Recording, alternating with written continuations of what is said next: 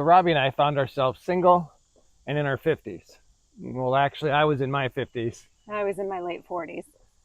When I got divorced, I knew I was going to want to get remarried. And after I got divorced, I wasn't sure that I ever wanted to get married again. So we thought we'd share our experience in finding each other in hopes that it can encourage some of you that might find yourself in a similar situation. So here we go.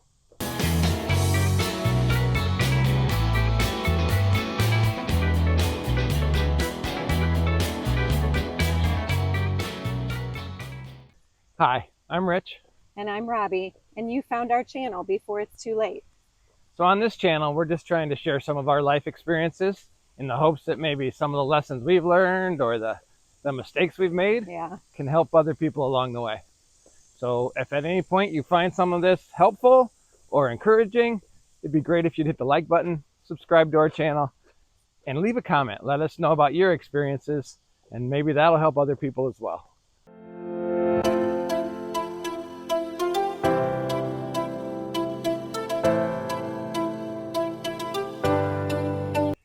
So before we go any farther, we got to say this is just what you're about to hear is just our story. Like here's how we did it.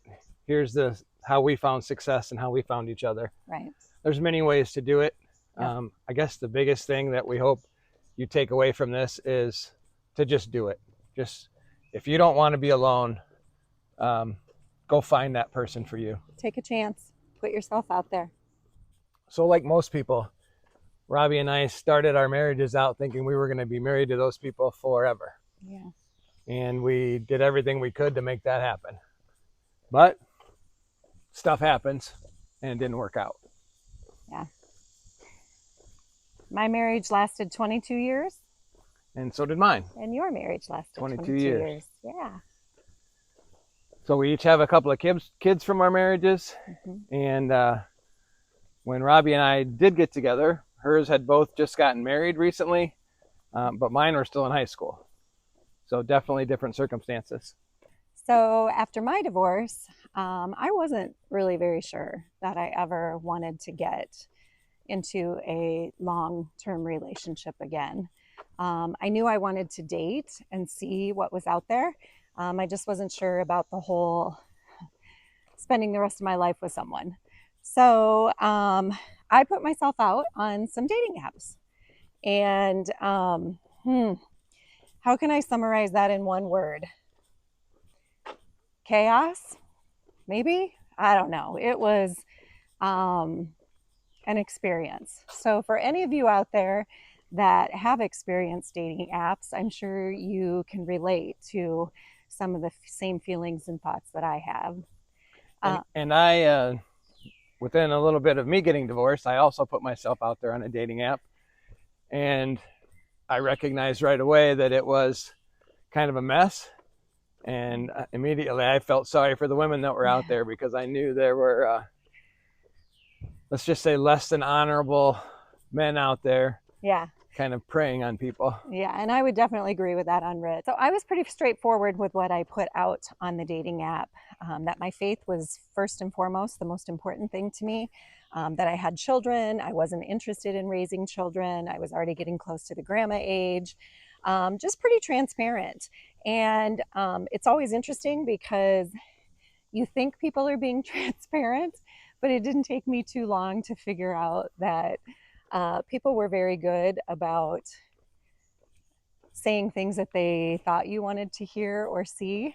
And then when you actually would meet them in person, you would find out very quickly that a lot of the things that they had put out about themselves was not truth.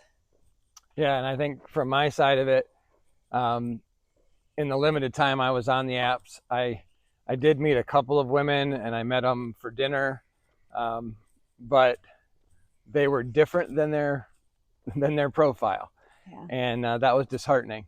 Yeah. And I actually saw Robbie on there, and I guess a little more backstory about us. We knew each other from when we were first married to our spouses. So when we were first having families, 20 plus years before, right, we knew each other tangentially just through connections where we worked at the time and things like that.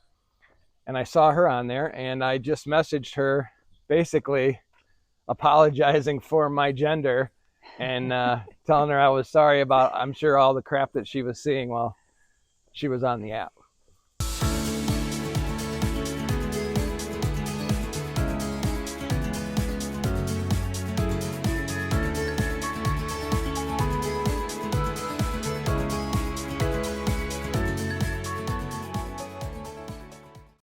So yeah, everything that Rich just said, that was definitely the truth.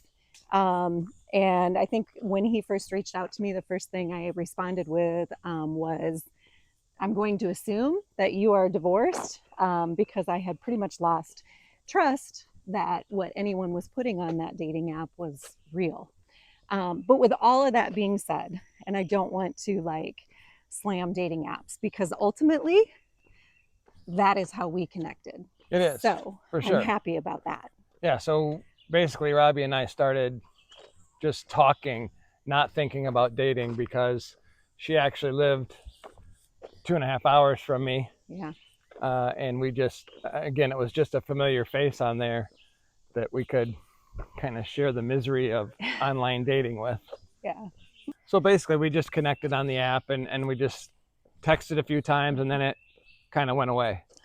Life was busy. You were busy. Right. I was busy. So I guess I'd say that, yeah, we initially met because we were both on the online app, but then, life took us in different directions, and we had connected through that, but that wasn't, I wouldn't say that wasn't the driving factor in that we were eventually ended up together. Right. In fact, I think it was almost a couple months later before we actually really started talking. Right. Yeah, I think we were both pretty just tired of the I don't want to say the fakeness of most of what was happening on those dating apps. So Robbie reached out to me about a picture that I had posted somewhere, and then one thing led to another, and we began talking. Right.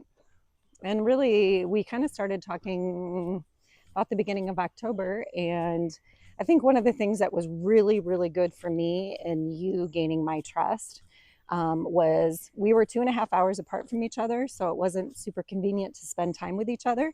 So really, for the first month, we never even saw each other in person at all. All we did was talked pretty much every day for a month. Do you remember that?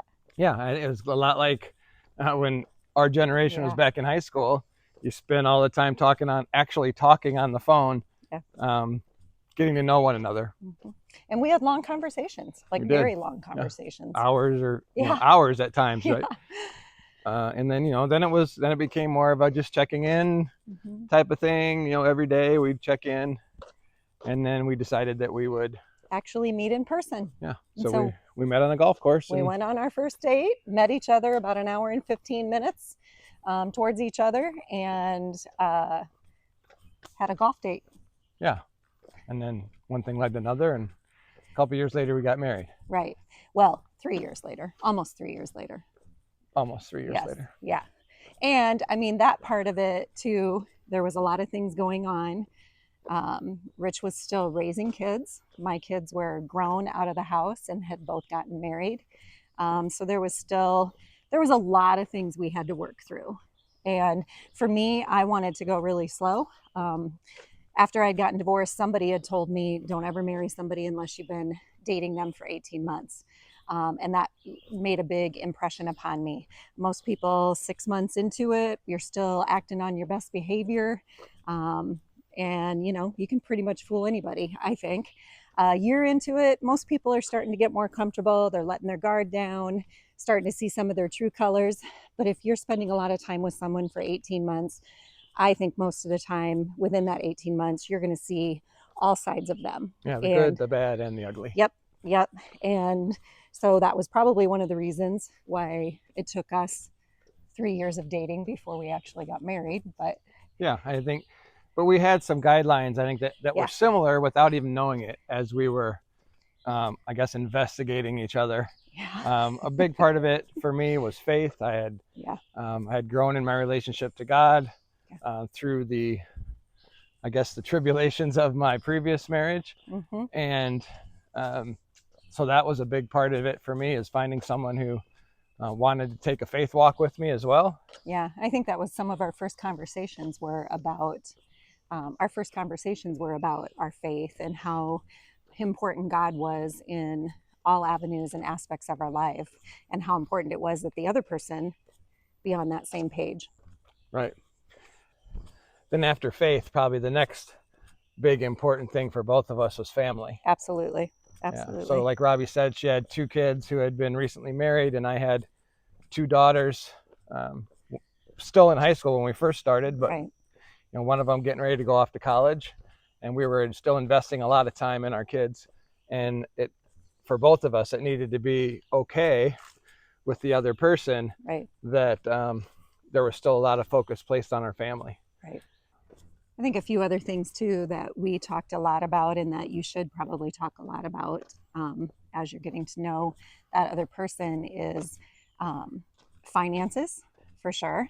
Like, having both come from a divorce, where were we at financially? Did we have the same goals in mind for our future? Again, Rich was in his 50s, I was in my late 40s. Not that we were ready to retire at that moment, but we had to think ahead to our future. So finances was a big thing. And then when it comes right down to it, you have to think more about long-term compatibility. Like, what's the future going to hold if you spend a lot of time with this person, or if you spend your future with this person? Right. So what do you do for fun? Are you people that can sit in a room and just have a conversation and that's okay? Yeah. Or are you one that has to be constantly on the move? So with all of that being said, I don't want you to think that Rich and I are completely similar in all aspects, because we are very different. But the key things that are the most important to us, we are definitely on the same page. And we do like doing a lot of the same activities. We love our families. We want to be with our families. We love our God. Faith is huge to us. So there's a lot of common grounds, but yet we are very different in our personalities. We are very different in the way we handle our day-to-day things. But that's what keeps life fun. I think the message we want to give out in this video is, even though you might find yourself single later in life, you may not have planned it, or maybe it was part of your plan. It's not a time to necessarily be in despair, yeah, or you don't have to sink into this lonely and depressing feeling. And again, I don't think there's a lot of ways to meet a potential partner. We got lucky kind of starting with sort of a dating app, which is definitely not in our generation's wheelhouse. Yeah. But then we went back to the more traditional sort of ways to get to know each other. Yeah. So really, we just want to encourage you to have the courage to step out there and try to meet someone. Right. Yeah, and I think, again, neither one of us ever expected to be divorced. And I just want to share too that a Bible verse that just really 100% kept me afloat was Jeremiah 29:11. For I know the plans I have for you, saith the Lord, plans to prosper you, protect you, give you hope, and give you a future. So if you are in a situation where you are alone in your 50s, God's got a plan. I firmly believe that. And he definitely worked in bringing Rich and I together. Yeah, so take hope in that. All right, so I think we've probably rambled on enough for today.